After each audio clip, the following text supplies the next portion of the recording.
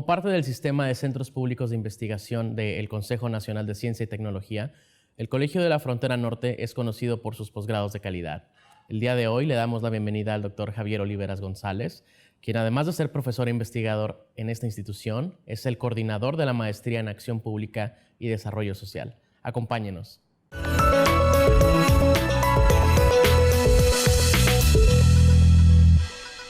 Hola, soy Carlos y hoy en Diálogos desde la Frontera le damos la bienvenida al doctor Javier Oliveras González, quien además de ser profesor e investigador en esta institución, es el coordinador de la Maestría en Acción Pública y Desarrollo Social. Doctor Oliveras, gracias por acompañarnos de nuevo en este programa. Y antes de pasar a las preguntas sobre el programa que usted coordina, ¿por qué no nos platica un poco sobre la acción pública y el desarrollo social? ¿En qué consisten estos dos conceptos? Sí, claro. Pues bueno, como ya has dicho, la maestría se titula precisamente en Acción Pública y Desarrollo Social, ¿no? Y es evidente que está formada por estos dos conceptos, acción pública y desarrollo social. Seguramente el desarrollo social es algo un poco más conocido, se conoce más por el público en general, y acción pública, en cambio, seguramente es un concepto un poco más oscuro, ¿no? Que sí requiere una mayor explicación. Se trata de un concepto relativamente nuevo, procedente del ámbito de las ciencias políticas o de las ciencias sociales en general, con el cual se intenta describir el conjunto de acciones sociales que se realizan o tienen incidencia en el conjunto de la esfera pública. Y por esfera pública me refiero a aquel espacio, a aquellos recursos, a aquellos ámbitos que nos inciden a todos, en el sentido público, en el sentido de colectivo o en el sentido de común. Entonces, aquí tenemos pues, dos subconceptos, ¿no? El de acción y el de público. Y decía, el de público se refiere en este sentido a lo ámbito de aquello que nos implica a todos, que nos afecta a todos. Y aquí se refiere o se incluyen aspectos desde cuestiones de servicios públicos, de servicios básicos, como la cuestión del agua, la cuestión de la electricidad o la energía, las infraestructuras de transporte, pero también servicios como la sanidad, la educación, la política en general, aspectos también como el bienestar, como los recursos naturales o los recursos que permiten sustentar la vida humana, ¿no? En ese sentido se entiende público como aquello que es colectivo y que nos afecta a todos, que es del común. Y del otro tenemos esa otra parte, la acción. ¿A qué me refiero por las acciones? En este sentido se incluye el conjunto de proyectos, intervenciones, políticas, es decir, el conjunto de acciones que pueden llevar a cabo distintos actores, que pueden ser acciones, como digo, acciones desde la planeación, el diseño de políticas hasta la implementación de programas, pero también no solamente en este sentido de políticas públicas, de implementar y diseñar un programa, sino también de respuestas de otros actores, como pueden ser los conflictos, las luchas vecinales, las reivindicaciones ciudadanas, es decir, el conjunto de actividades que llevan a cabo todos los actores sociales que intervienen de una forma u otra en eso que es público. Y esto también lo señalo porque la acción pública se refiere al conjunto de acciones, insisto, que llevan a cabo todos los actores sociales, toda la población, desde los gobiernos públicos, desde la administración pública, gobiernos locales, estatales, nacionales, incluso organismos internacionales, hasta la sociedad civil o el sector privado. Es decir, en resumidas cuentas, la acción pública es ese conjunto de acciones amplias que llevan a cabo en sector público, sociedad civil y sector privado, que tiene una incidencia en aquello que es de todos, que es colectivo, que es común. Y eso lo diferencia claramente de otros conceptos que son mucho más extendidos, que son más conocidos, como el de política pública, que solamente se refiere a las acciones llevadas a cabo por el sector público. En este sentido, el concepto de acción pública es un concepto que, como decía, es muy reciente, pero que se creó para superar precisamente esas limitaciones que nos ponía solamente enfocarnos en las acciones que lleva a cabo el sector público.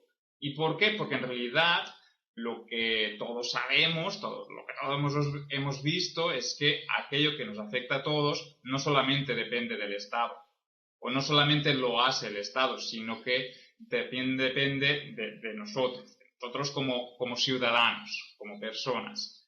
Y en ese sentido es a donde nos enfocamos, a ese conjunto de acciones que pueden llevar a cabo cualquier persona, cualquier colectivo, y que incide a todos o que puede influir a todos. Sí, adelante, por favor. No, solo le iba a preguntar que, bueno, suena un tema sumamente complejo. ¿Cómo lo traduciría a un programa de maestría como el que usted coordina? Sí, pues ese fue uno de los retos, ¿no? Al momento de crear la maestría. Pero la idea de precisamente crear una maestría enfocada en la acción pública era para ofrecer un programa, unos estudios, unos conocimientos que superaran precisamente esa limitación que tienen otros programas u otros estudios enfocados solamente en el sector público, en aquello que hace el Estado o las administraciones. Entonces, precisamente esta maestría nace para dar cobertura a la intervención de los distintos tipos de actores sociales y no solamente cómo actúa cada uno de ellos, sino también cómo se interrelacionan, cómo cooperan muchas veces. Todos también seguramente tendremos en mente cómo el sector público colabora con asociaciones civiles o con el sector privado para llevar a cabo distintas acciones. Y con esto termino. Lo que también ofrece la maestría es sobre todo enfocar esa acción pública que puede ser muy amplia y muy diversa, pero la enfocamos precisamente en aquellos ámbitos que sean para el desarrollo social, es decir, para garantizar precisamente aquellos bienes, aquellos servicios que son para fomentar el desarrollo del conjunto de la sociedad. Muy bien, vamos a hacer un breve corte, pero regresamos para seguir hablando sobre este programa. Por favor, no le cambien al canal.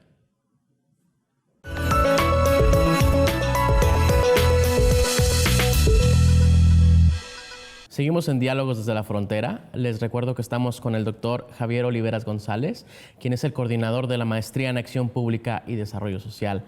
Antes del corte nos hablaba un poco sobre el programa y me gustaría preguntarle sobre la estructura curricular, la particularidad de la sede, porque está en Ciudad Juárez. Y bueno, adelante, por favor. Sí, pues el programa de la maestría de la MAPS es como otros programas del COLEF, es un programa de 2 años, con una convocatoria cada 2 años, que se estructura en 4 semestres. En el primer y segundo semestre se llevan a cabo las materias obligatorias. Ya en el tercer semestre se añaden materias optativas y finalmente el cuarto semestre es para exclusivamente redacción de la tesis de investigación. De hecho, desde el inicio del curso, en el primer semestre, paralelamente a las materias, ya se inicia con un proyecto de investigación. Durante el primer y segundo semestre se diseña ese proyecto. Al final del segundo semestre se concluye con ese diseño de la investigación, lo que se llama el protocolo, y finalmente en el tercer semestre o a principios del cuarto semestre es cuando los estudiantes llevan a cabo el trabajo de campo y finalmente en el cuarto cuando redactan la tesis y finalmente se presenta. El programa, pues bueno, como digo, entonces tiene estas materias obligatorias, optativas y la tesis. Pero además el programa, como otros programas de maestría, también tiene sus líneas generales de conocimiento. En este caso, la MAPS tiene 3 líneas generales de conocimiento. Una es la de política e intervención ciudadana, donde las materias de esa línea se enfocan más, como indica el nombre, precisamente en las acciones públicas de la sociedad civil y de cómo la sociedad civil se relaciona o coopera con los demás actores. La segunda línea general de conocimiento es la de política y gestión pública, y en este caso se enfoca más en el rol o en las acciones que lleva a cabo el Estado, el sector público. Y finalmente la tercera línea es la de violencia, género y derechos humanos, donde se enfoca más precisamente en estas dimensiones sociales, lo que es el género, lo que son los derechos humanos y aspectos como la violencia, la marginalidad, y cómo estas dimensiones se interrelacionan precisamente con la acción pública de los 3 tipos de actores. ¿Qué tipo de perfiles de ingreso buscan? ¿Para qué tipo de personas está abierto este programa? Pues es un programa dirigido especialmente a personas, a estudiantes de licenciatura que se hayan especializado en el ámbito de las ciencias sociales en general. Es decir, que hayan estudiado, tengan formación en ciencias políticas, en sociología, en antropología, en economía, en geografía, es decir, en general en el conjunto de las ciencias sociales. También el perfil que buscamos es de personas que también hayan ya intervenido o tengan conocimientos o participado en la acción pública, ya sea en el sector público, en el privado o en la sociedad civil. De hecho, la mayoría de los egresados del programa muchas veces tienen experiencia en acción pública a través de las organizaciones de la sociedad civil. Por lo tanto, también buscamos, o el perfil de ingreso que nos interesa es de personas que estén sensibilizadas en los problemas públicos, en los problemas que nos afectan a todos y que si tienen experiencia en este campo, pues mejor que mejor. Respecto al perfil de egreso, ¿cuáles pueden ser las expectativas laborales de las personas que cursan este programa? Pues bueno, el programa lo que procuramos es que finalmente los egresados tengan una formación, unos conocimientos amplios sobre la acción pública, es decir, sobre el modo de intervención de estos 3 grandes actores que mencionaba, el sector público, el sector privado y la sociedad civil. También que tengan conocimientos de cómo se interrelacionan entre ellos, conocimientos obviamente sobre cómo fomentar el desarrollo social, también en sus amplias dimensiones, desde la dimensión económica, ambiental, cultural, de salud, de bienestar, una amplia diversidad pues, de dimensiones. Y también un perfil de egreso con unas habilidades para poder analizar y evaluar las problemáticas sociales y unas habilidades también para poder diseñar e implementar programas, proyectos o acciones dirigidas a fomentar el desarrollo social y finalmente también a unas habilidades para generar y fomentar la acción pública y sobre todo la cooperación, colaboración de estos distintos actores.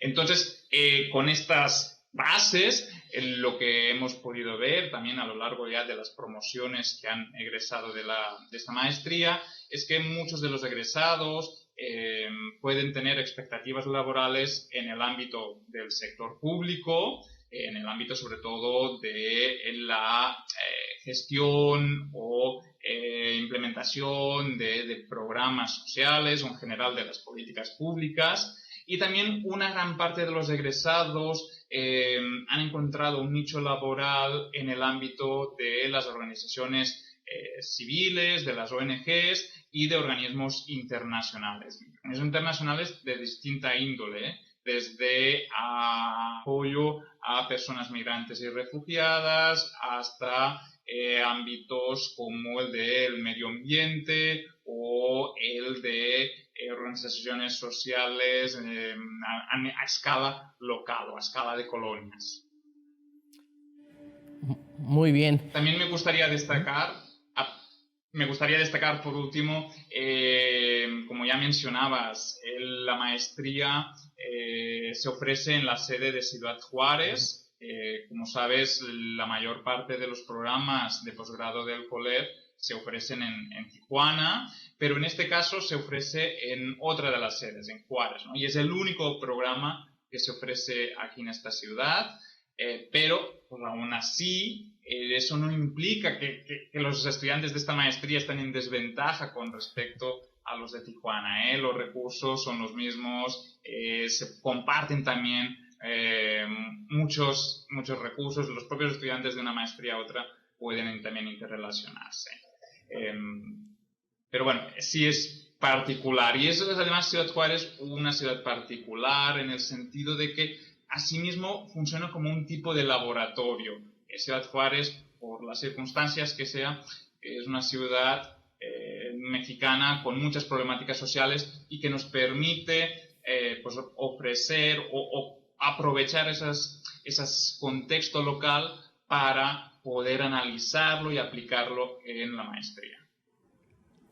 Gracias. Claro, es importante saber que el COLEF tiene presencia no solo en Tijuana, sino en toda la frontera norte de México. Vamos a hacer un nuevo corte, pero al volver seguimos platicando sobre el programa. Por favor, no se vayan.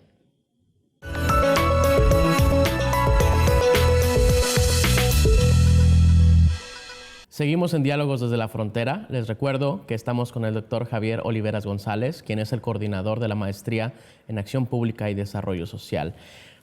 Antes del corte hablábamos en términos muy generales sobre la oferta y los perfiles que se buscan en el programa, pero ¿por qué no nos cuenta un poco más sobre cómo es el proceso de aplicación a la maestría?